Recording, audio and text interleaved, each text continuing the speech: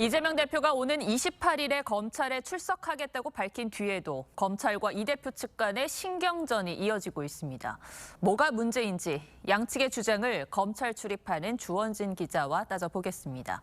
자, 주 기자, 앞서 성남FC 후원금 의혹 수사와 관련해서 성남지청에 출석하는 걸 두고도 굉장한 신경전을 벌였었는데 이번에도 마찬가지로 한 번에 출석 날짜가 정해지지는 않았죠?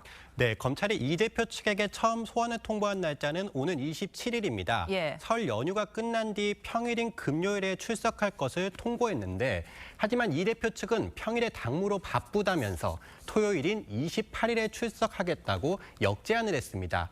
수사팀은 처음에 주말 출석에 불편한 기색을 보인 것으로 알려졌지만 결국 이 대표 측 제안을 받아들인 것으로 알려졌습니다. 네, 말씀하신 것처럼 이 대표가 28일에 출석하겠다고 밝혔는데 그날 저녁 검찰은 또 아직 조율된 거 아니다 이렇게 불편한 심경을 드러냈더라고요. 뭐가 문제였던 겁니까? 네, 이 대표는 오전 10시 30분에 출석하겠다고 통보했는데 하지만 검찰은 적어도 9시 반부터는 조사를 해야 한다고 맞서고 있습니다. 예. 이유는 이렇습니다. 10시 반에 출석하면 사전 환담과 조사 준비 과정을 마치면 낮 12시 가까이 될 테고 점심 식사까지 하고 나면 오전에는 제대로 된 조사가 불가능하다는 겁니다. 예. 그래서 이 대표 측의 출석 시간을 조금이라도 앞당겨 달라고 요청 중인 것으로 파악됐습니다.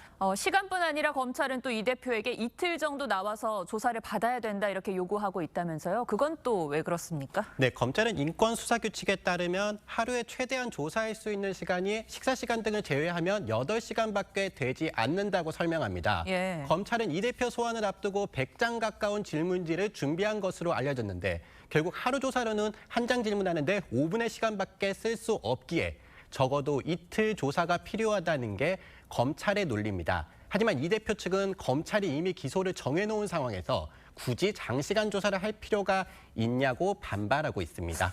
그런데 지난번 성남FC 관련 수사 때도 마찬가지로 이 대표가 별다른 대답을 하지 않을 가능성이 높은데 왜 검찰은 100장에 가까운 질문지를 준비했을까요? 네, 검찰은 대장동 사업이 10년 넘게 진행된 데다 실체적 진실을 밝히기 위해서라도 조사할 분량이 많을 수밖에 없다는 입장입니다. 하지만 이 대표 측은 성남 시민을 위해서 이익을 환수한 것이 어떻게 배임이 되냐며 혐의를 강하게 부인하고 있습니다. 자, 그런데 민주당도 또 이 대표 측도 한 번에 불러라 왜 쪼개서 부르느냐 결국 야당 대표 망신 주기 아니냐 이렇게 반발하고 있습니다. 왜 이렇게 쪼개서 부르는 거죠? 네, 피의자를 불러 조사하는 거는 수사기관의 전적인 권한이라는 게 검찰 관계자의 말입니다. 이 대표가 언제든지 언론 등을 통해 결백을 주장하는 등 자신의 방어권을 행사하고 있듯이 검찰도 피의자를 불러 수사권을 행사하는 것은 당연하다는 얘기입니다. 검찰 관계자는 이 대표 본인도 법조인인 만큼 검사들에게 직접 법리상 무죄인 이유를 설명하면 되는 것이 아니냐고 반박했습니다.